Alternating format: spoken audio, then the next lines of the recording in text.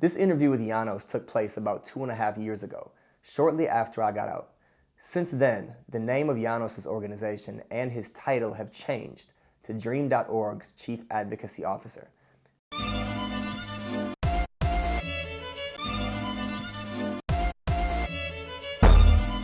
Welcome to the All In, All Out podcast. My name is Shannon Ross, founder and executive director of The Community. This podcast is focused on the goal of creating a justice system more worthy of that name, and why you, no matter who you are, should care. The name of the podcast refers to the fact that we must be all in and go all out to truly address the way justice is viewed and applied in America. Furthermore, the sense of separation the system imposes is an illusion. What happens to individuals on both sides of the fence is connected and tied to the same fate. How we treat incarcerated people reflects the state and direction of society. Those inside are all out, and those of us outside are all in. As for me, I am no more than a dreamer who knows there is a better way and is devoted to reaching out and holding on, even when it is uncomfortable, because connections and empathy are the foundation of the types of strong, healthy communities that we all want. I spent 17 years in the Wisconsin prison system, where I obtained my bachelor's degree in business administration, had several articles published locally and nationally, co-created a mental health program that now exists in several facilities throughout the state, and founded The Community. Upon release at the end of 2020, I obtained my master's degree in sustainable peace building at the University of Wisconsin-Milwaukee, co-founded a successful multi-dimensional justice solutions firm called Paradigm Shift, became a first-time father, and I'm currently a consultant at Marquette University's higher education and prison program. But these achievements have occurred alongside numerous and constant failures.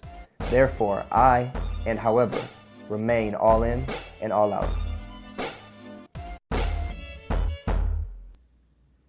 This week, we spoke to Janos Marton. Great. Hi, my name is Janos Marton. I'm the National Director of Dream Corps Justice, an organization committed to changing policies in the criminal legal system at the federal, state, and local level. And I'm based in New York City, where I'm born and raised, and where I was an organizer and civil rights lawyer before getting into this specific type of work. Awesome. And I definitely appreciate you coming on. You know, you have a lofty position nationally in this work, so you giving some time for my mediocre podcast at this moment is a great. It's an important topic. Right. I'll always make time to talk about it with you. So the topic today is about reform and abolition and how that balance is there. Just a topic about it, really. I don't want to kind of, swing or sway one way or the other, but just that's the area we're at. I guess I want to start out with, what would you define reform and abolition as? Often in the criminal justice space today, reform and abolition are spoken of as two different philosophical approaches to the work, with abolition being seen as a sort of pure commitment to dismantling the oppressive and racist systems that drive our systems of policing and prosecuting and incarceration, while reform by that group is seen as overly incremental and allowing the system as it is to continue. On the other side, from the other vantage point, abolition is seen as more theoretical and something that is, if anything, long-term and pie in the sky, whereas the reform work that people are doing today can actually improve people's lives today or tomorrow. And, I don't really subscribe personally to this binary view of what abolition and reform are. To me, not only to myself, but most people I've met who are really passionate about transforming the criminal justice system, people who work as advocates, as public defenders, some types of journalists, people who have committed their lives to being service providers, whatever it may be.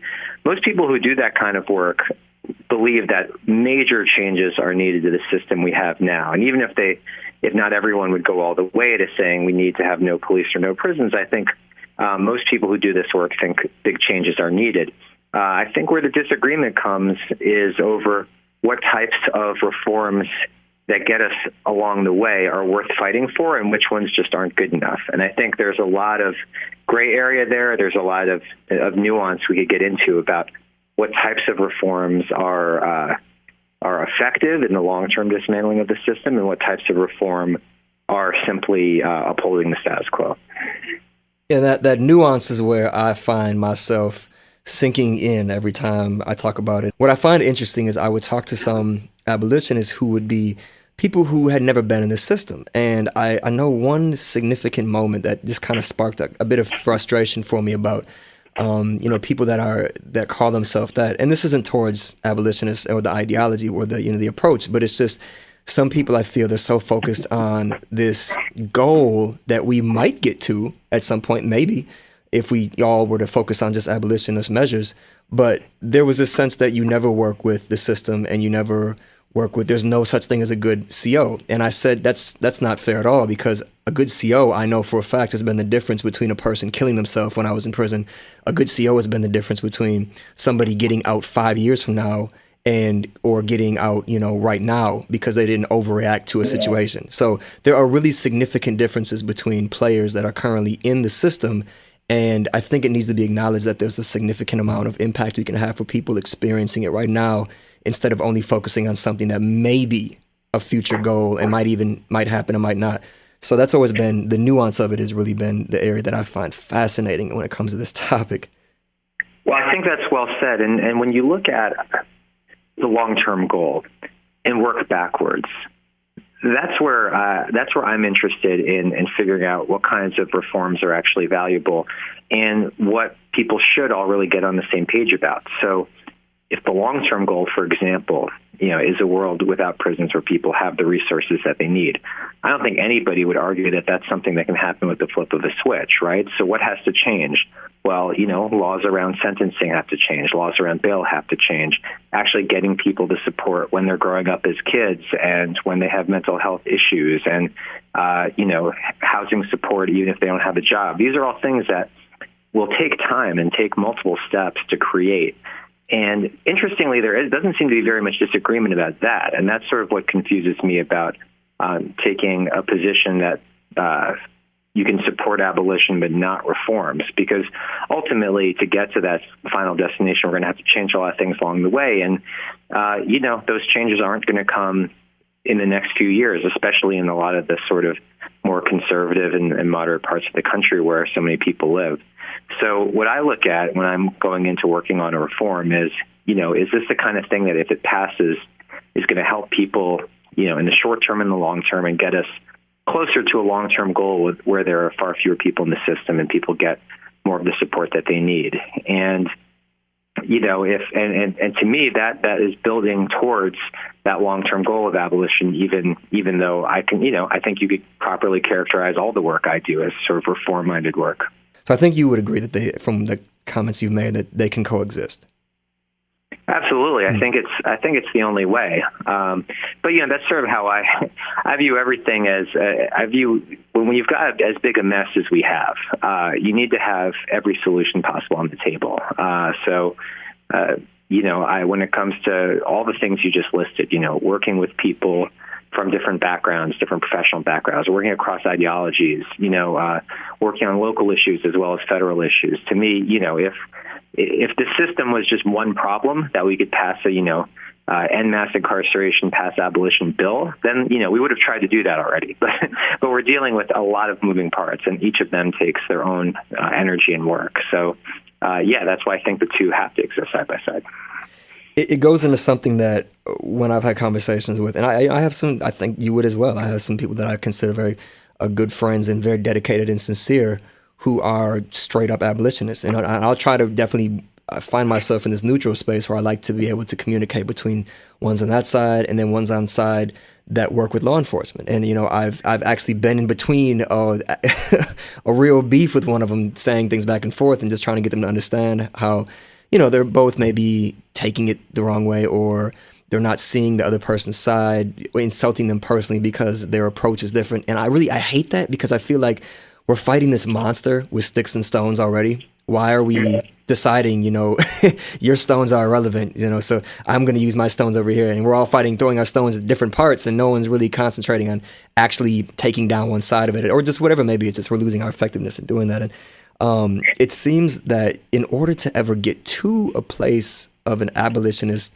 world where there is, the goal, of course, and I guess should have backed up on a bit. And for me, when I look at abolition, it's always a place where everybody's getting what they need in society, and there's a wholeness so that they do not commit crimes to then go to prison. And to get to a place, if that ever would have happened, you would almost have to restart society fully in America to take back, capitalistic structures that, incentivize bad competition, or to take back, giving back land to Native Americans. All these things have to tie in where it's like, how do you actually get to that place without fully starting all over, burning the field and growing anew? Well said, and I don't know the answer to that. And what I will say, where, I certainly, like you, have plenty of people who are close to me who take those more sort of strident positions. I think they can be helpful in a larger movement, right? Because you do need people shining a light towards the North Star, right? You do need people who are unequivocal in reminding us what the actual long-term goal is.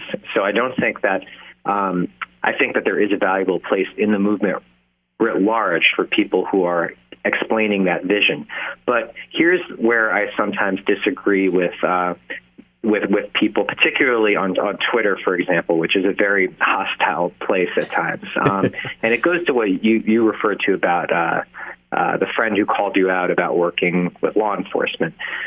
To me, the system that we have now is one that's extremely punitive, that doesn't care about people's humanity at all. I mean, how can you care about somebody's humanity and put someone in solitary confinement, right? Like, how can you care about somebody's humanity and, threaten them with a 20-year trial penalty when you know that your case against them is weak? How can you really care about somebody's humanity if you're making it hard for a mother to have their child visit in prison, right? And when people say, all cops are, or all correction officers are, and you can't talk to them, you can't work with them, then I mean that's sort of the same demonization pattern that we're trying to get away from, in my view. And we have this National Day of Action every year, right? The Day of Empathy, and it can sound a bit cheesy, right? The idea of having empathy for other people who work across the system, but at the end of the day, I think that's the direction that we have to go if we're really talking about changing mindsets around how we punish people, how we hold people accountable. I've seen people who, ascribe to abolition be extremely hostile and mean-spirited and target other activists who they know, they should know, are putting their heart and soul into improving people's lives and changing the system. And, when I see that, I'm like, well, you're not really modeling the behavior of a changed system if you're doing that. Yeah, no, I love that. I love when those aspects of life are brought to light about how the way we're approaching something is hypocritical to a specific other way that we're approaching something. And that's not at all to say that in this specific conversation, that's only where that addresses. It's just, I always am amused when I see that in so many debates where there's not a consistency in the way we approach. And I think that what does intrigue me, though, and I worry about this as well, is I'm very big on wanting to be a part of attacking the root always. I don't like tree trimming. I don't like just doing things because it seems like we're getting further, but are we? There are so little significant reforms that have been put in place since the onset of mass incarceration. I feel a lot of it's just really been small stuff. And it's like, is that the only way? Are we almost shortening us getting to the sunny place by focusing on these small steps over time? So that's something I always wonder about. Like, I don't want my lack of imagination or my sense of what I'm doing is right because I'm doing it to ever keep me from what might be the better path to go. So I don't know if that's something that you've ever encountered or thought about that. Yeah, absolutely. Well, we started this conversation by saying that, we can hold both to be true simultaneously and that both approaches can be wrong at times, right? And I think, the first part of our talk, we've been focused on sort of the limitations of an abolitionist-only mindset. I think there are also problems with reform-only mindset, right? So the biggest drawback, I think, to, the kind of mediocre reforms that you've seen, that we've all seen, right, is that in reality, whether you're talking about your local city council, your state legislature, or Congress, you only get so many opportunities to hold people's attention on a problem and get everyone together, get the media focused on something and say, hey, something needs to change, right? And so if you have done that, if you have done all the work of mobilizing people, getting media attention, having a legislative body focus on the prison system, focus on bail, focus on policing, And then what comes out of that is a totally minor, useless reform. You see this in policing, by the way, all the time, right? People get really worked up about police violence, police misconduct, and then you get these very minor, useless police training or, some other kind of so-called reform. And the reason those are dangerous is because now people, they sign the bill, they shake hands, they walk away from the issue, and if ever anybody complains about policing the next day or the next year, they're like, hey, we did that. We worked on police reform. Don't you remember? We passed those bills last year. And that's where reform can be limiting and dangerous, where if you allow something that doesn't actually solve the problem to get credit for solving the problem, then you weaken the long-term potential for change. So that's why, for example, when I look at a bill, because, we work all around the country, and some places we have better opportunities than others. So my main question is not, is this going to be hugely transformative or is this going to be small, but rather, is this going to allow the debate to continue or is this going to shut off debate? And if this is going to be like the thing, if this is going to be the criminal justice bill, well, then the standards for how good it has to be are higher. Does that make sense? Yeah, I like that a lot. It's that you do it with the sense that this is good, but more, always. Like you're never giving the people you're working with a sense that you're happy with this or this is some achievement. It's just a step. It's always, we're getting to where we need to get to, but this is just a step. This is not the goal. I like that. Absolutely. And I think most advocates get that, it's always going to be a series of steps. I think where sometimes advocates can make a mistake is thinking, well, we got a step this time, and next year we'll come back and clean it up. But that's not really how a lot of legislators think. They're like, didn't we just do this? Yeah. Didn't we just talk about this last year? So it's really remembering that we're always doing a series of steps, but like if you don't go about it the right way, you're foreclosing working on it again, sometimes for a couple of years, and so that's where you have to be really careful with what kind of reforms you lean into. Yeah, no, for me, I look at this moment we have right now with the attention on the issue in society, and I've said this before, well, it's got, high heels on and a tight dress, and that won't last necessarily. You can't just assume we're always going to have this ability and this attention in, politically and from businesses about the issue. So you have to implement. Absolutely. You have to really take advantage of it. Can I share something that was very influential for me thinking about this? There was an article that came out a couple of years ago, and it was called the Decade That Could Have Saved Earth. And it was about how, you may have seen this, that in the 1980s, there was a real opportunity to do something about climate change. Both parties agreed that it was a problem. The corporations weren't organized yet. The scientists knew what was up. And if we had put certain things into place then, we'd be living in a very different world here in 2021. But, advocates made mistakes, politicians made mistakes, corporations got organized, and the whole thing was just snuffed out. And I read that and I thought, wow, it feels like we're in year 5 of that 10-year criminal justice window right now, where to your point, right? Like, it's a sexy issue now. People are doing documentaries about it. There's TV shows about it. But that's not going to last forever, right? So this is the opportunity to get big things done. And of course, people like me and you, and probably the people listening to a podcast like this, will continue to care about this forever. But the greater public, they might move on. I know for me, the example that I always hold, like you just expressed, is the Iraq War. How when the 9/11 happened, there was this opportunity to go one way or another, and we went down a belligerent path. There was a whole opportunity for like empathy and coming together, and so I always remember that. Like, these moments are very crucial in how we determine decades down the road how things are going to go, if not further. Absolutely. So something that always comes up too is I find people say when it comes to maybe not abolition, but just people who criticize the justice system in America. And there's a variety of ways to criticize it, but they will bring up other countries. I always find that to be missing the mark because the culture in America is such a huge issue with how our justice system is the way it is that you can't just say Scandinavia, for example, very homogenous culture, but it doesn't apply here. They don't have the history of oppression and racism that we do in this country, and of capitalism in the way we have it. So it's something where I don't know. What do you think about how that comparison to different countries? Can be compared, or is it off the mark? Well, I think that's a smart observation that, in many ways we're not Scandinavia, so that is a bad example. I sometimes have more fun with the example of Germany, right? I mean, they have about 1/8 the incarceration rate that we do per capita. And, you think about Germany, they're not exactly a place with a nonviolent history, right? But they figured something out in the last couple of decades about what it means to take care of people and get them ready to come back into society when they've been incarcerated.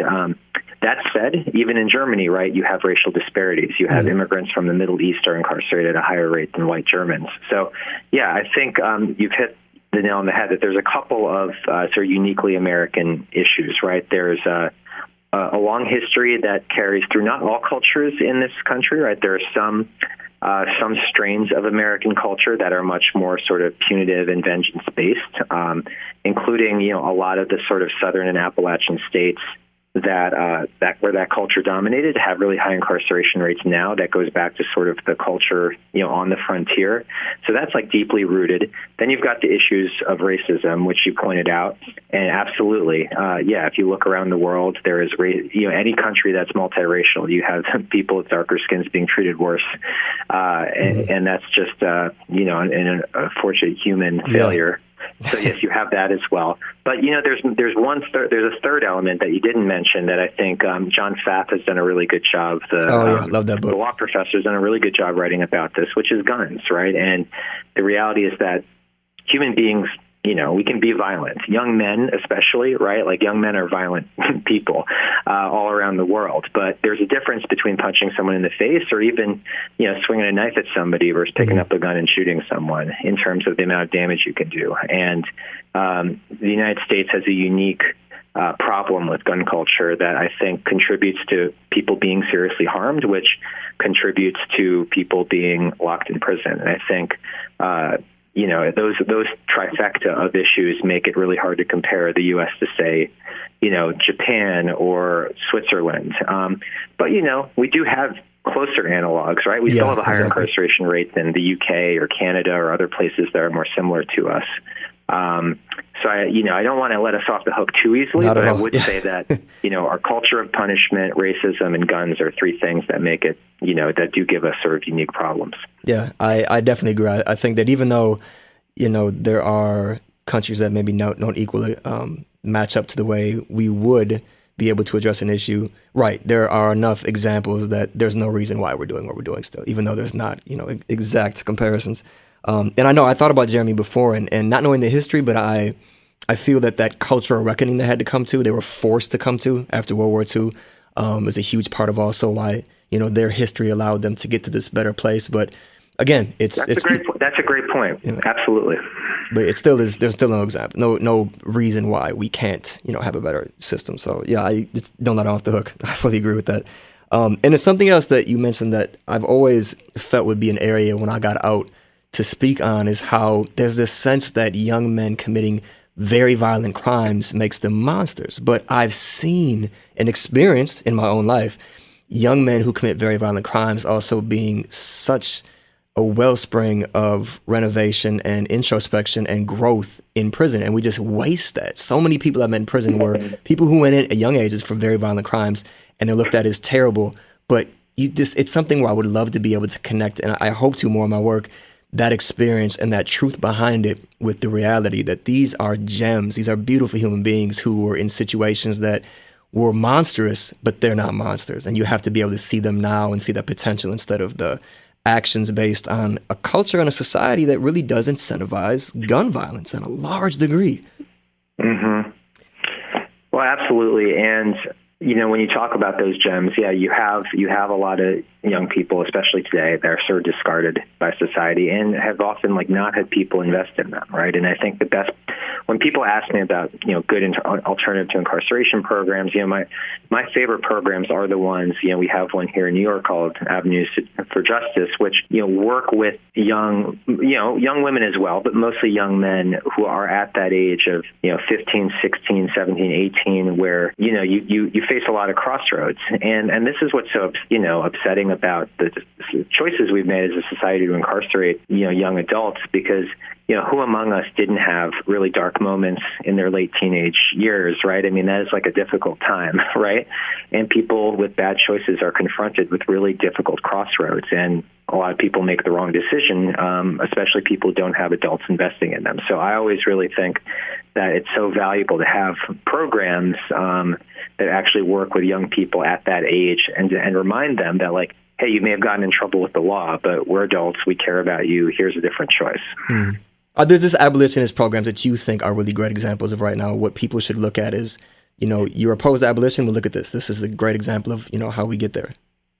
Yeah, I think I'm going to give an answer, and I don't know if this is an answer that, an abolitionist themselves would give, but there's no question that the mutual aid networks that came up during COVID in a lot of major cities, I don't know if they came up around where you are, but, in New York, they're quite prominent.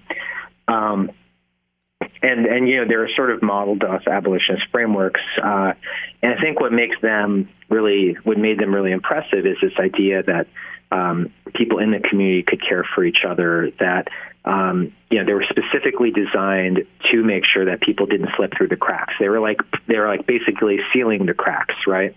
And that, to me, even though it's not directly related to the criminal legal system, right? And I know that there are programs that are trying to sort of replace police, replace parole, replace prison. But the mutual aid networks worked at scale. They were able to deliver a lot of help for a lot of people, and they were able to show people that they could trust their fellow community members to take care of them, which I think is a major distance that abolition has to go if it's going to work, right? Like right now, that level of trust in community is just not there in hardly any community, right? Especially really communities that struggle. So I think, if I were to pick an example of, the theory and practice in a way that I found impressive and that, people could look to, I would say, the way that certain communities took care of each other during COVID. Yeah, the scalability is an interesting point. So there's two things there. One is that model of going and just meet your neighbor, just simple as that, things like that, reaching out so that when an issue happens, they feel a trust or you feel a connection to help out and they, trust to reach out. Is huge. And I think that, right, exactly, is something where it's not directly related, but it's so related. It's so connected. It's like that's the door closing right there to so many crimes happening or so many really bad instances with police is just handle it in the neighborhood. Find ways to be more considerate and caring so that we don't need to have armed guards coming to handle our problems. And so that 100%. The things that I know, I was talking to Jason Soul, who runs Humanized Hoodie, and he was, he's really one of the ones that sparked my interest in abolition because I always called myself more in the reform space. I never considered myself an abolitionist. Then after him, I realized everybody's an abolitionist. We all want the same thing. I've just been calling it something differently. And so there's these disputes that come in based off just the word, but we have the same goal and the same way to get there that we have in mind. And he was talking about how currently right now, they're having people come out and they're getting them everything they need, like, a lot of money and jobs and stuff. And I just wondered about the scalability of that. I said, okay, I don't know if that's always to get somebody a great job right now doable. That seems like also something that has to be built up. Like there's a lot of people that aren't going to be able to get great jobs when they come out right away just because of the economics of it and people's preparation. So I was just curious about the scalability of something like that. Does that sound like, and I wonder if I was delusional, like maybe I'm missing something, but does that sound like something that is scalable right now? Or is it like we have to get to that point where that something like that, having people come out and getting the money and the job immediately is doable if everybody were to get out of prison in that sense right now? Well, look, I think that's a perfect example of how the two worlds could work together, right? Because what you have there is the idea of dreaming big, but then also how do we logistically pull this off, right? I think after the last year that we've had as a country where, trillions of dollars were spent, saving the airline industry, saving the cruise boat industry, giving out, billions to pharmaceutical companies, we learned, I guess there is money for certain things, right? So I feel like coming out of 2020, we should be rid ourselves of the mindset that we don't have the resources to do the things we need to do. And the question is like, well, what do we want to do that will help people and how do we do it? So, to your example, like, could we give everybody who comes back from prison, maybe not necessarily like an amazing job, but like a job, a place to stay for 6 months guaranteed, a certain amount of money set aside, having their, court fines waived, I mean, that seems like it is possible. And that seems like the kind of thing that, comes from big, dreamy thinking, but can be executed by people who know how government works, who know how to pass bills. And look, it's not going to pass next week in Alabama, but you could try it in some kind of localized way as a pilot program, prove how successful it is and expand it, right? So, and this is a classic example, right? So if your abolitionist goal is to have that be something that'll happen for everyone, a reform might be that you try it for 100 people a year in a city and then go back to the government and say, look, the 100 people we did this with, it was expensive, but 99 of them are still employed, living in the apartment and, contributing to society. Isn't that the kind of percentages we'd love to work with, So I think that's how the two concepts can work together. Yeah, and in the end, it probably is going to be a whole lot cheaper, whatever the cost was of the current way we're doing it. And I also want to touch on, I think COVID got a bad rap. I really am a believer in the fact that COVID opened up a lot of imagination and minds and possibilities that would not have happened if people hadn't been pushed and pulled out of their comfort zones with what that caused. The other part of scalability that I'm interested in is how it ties into things like domestic violence and rape, where you have somebody who right now they committed a crime. Like some people committed a crime, a drug crime. Some people committed a violent crime. And as common justice in New York has proven with Daniel Sered, that you can address these things in a different way. But what if you have a person who has committed a crime and they're not having any sense of accountability? They're not caring. They're not even owning up to what they did. And a lot of times that comes into, crimes against women, or not even just women, just domestic crimes. And so I'm just curious, have you heard of any programs that really adequately address, from an abolitionist framework or that kind of an approach, how do you handle domestic violence and instances of rape where the perpetrator is still not trying to be accountable or even owning up to what they did and still threatening the person a lot of times?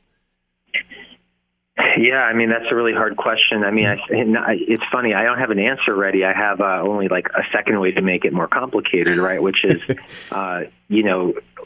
that kind of restorative justice framework requires both people to want to do it, right? And so in those types of instances of harm, it's entirely possible that the person who's harmed is not going to be interested in doing it, right? And that's the end of the story there. You can't force somebody to participate in that, right? So, that's an example of a type of crime where you might have, a victim who does not want to participate and a person who committed the harm or doesn't want to participate. So, that definitely reduces your options there. And so again, this is a place where I am not probably best positioned to speak on behalf of people who've put a lot more thinking into the abolitionist framework around it. But, I think people would probably point to the fact that there are systems and structures that, we continue to uphold that allow that kind of violence to be commonplace. It doesn't come out of nowhere. And, that's when you talk about root causes, that's where we've got to do some work. I mean,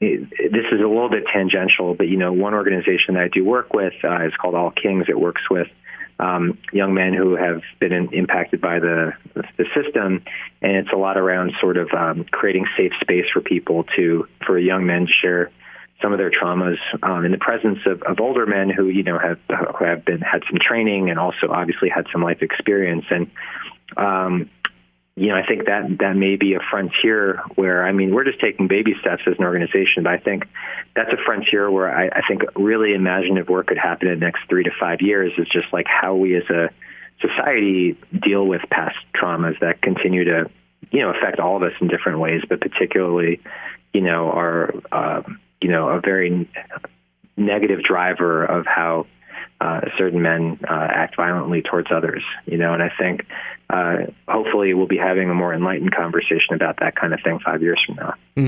Yeah. The imagination part, that's always comes back to for me. Just can we do better and dare to try something different? Because the current process is so destructive, it can't get any worse. So we should try, the worst case scenario, you do better. So there's really a lot of times nowhere but up. So the last question I have for you is, do you feel, and this is a question I know I'm already setting you up, there's no way to answer it, but I'm just curious on your answer. Do you feel that an abolitionist world is achievable with human species and the things we know about ourselves and the difficulties working together that we have had historically? Well, that is a great threshold question. I'm an optimistic person, so I'm going to say yes. And I don't know if it will be in my lifetime. That I actually, you know what? I'll go ahead and say in my lifetime, it's not going to happen everywhere. But can we see models of it working, at bigger scales than we do now in my lifetime? Yeah, I'm optimistic about that. I think it would take a community of people who are willing to lean into something like that.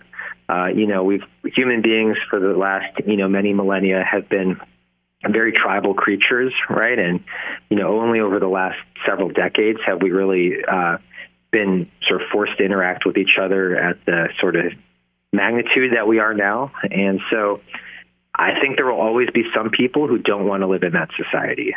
We talked earlier about like early American culture that was like on the frontier, that was very like independent and, frontier justice, taking matters into your own hands. There are always going to be human tribes that don't want to do any of the stuff that we're talking about. But the optimist in me says that there are probably human tribes that would like to do it right now. And, over the next number of years, hopefully we can build bigger systems and allow it to take hold in certain places.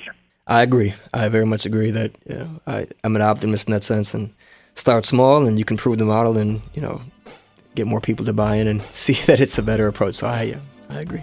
Well, I appreciate you. I appreciate you having this conversation. I think it's, you demonstrate all the kind of nuance that I love to have when I converse with people about this. So thank you for having me, and, best of luck on other programs as well. Absolutely. You have a good day. All right, take care.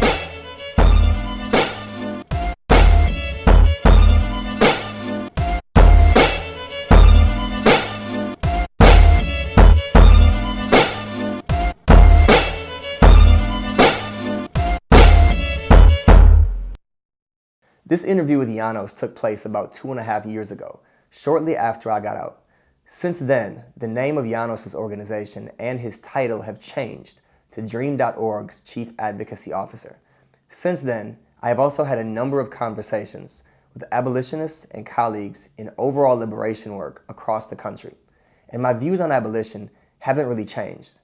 But I have, I hope, become more informed and conversant on the topic of abolition versus reform. So I would like to highlight 3 points from the conversation. What fuels my activity in liberation work is an inherent spirit of rebellion that has been with me for as long as I can remember. Prior to my incarceration, this rebellion was tapped into recklessly as kind of an excuse to justify attacking anyone or anything that had offended me, or that I perceived as offending me, personally. Upon my incarceration, however, I began a long journey of applying built-in guardrails to my rebellion, so as to get the most out of it as a tool to contest disempowerment, inequality, and separation misperception. This is why I am always challenging myself, our organization, and society to think bigger, stay longer when things get tough, and to overall do better. We are in desperate need to be challenged both as individuals and as a society, because so much of the status quo exists simply because we take things for granted, or we prefer comfort over genuine progress. As a result, I will always appreciate and look to abolitionists as the North Star. As Janos stated, in liberation work, pushing us to see and do what we weren't and don't want to.